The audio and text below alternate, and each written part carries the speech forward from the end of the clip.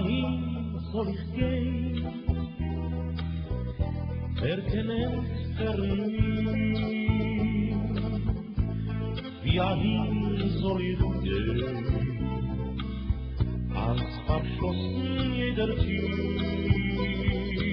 Es ist die Welt groß genug, nur vor mir ist ein klein, wie ein Blick muss zurück, wo zerstört jeder Blick. Hierhin soll ich gehen,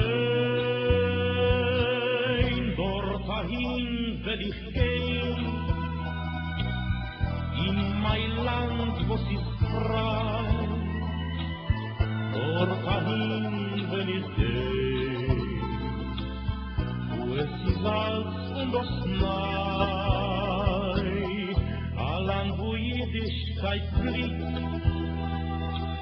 Leben wird dort frei der Hieb. Israel ist unser Heim, der ist lebt frei in sein Heim, dort dahin will ich gehen. Hierhin soll ich gehen, wer kennt mich?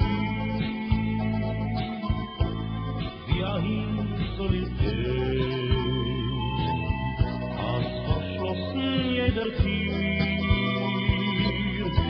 ist die Welt groß genug, nur vor mir ist ein klein, wie ein Blick muss zurück, was zerstört jeder Blick, hierhin soll ich gehen.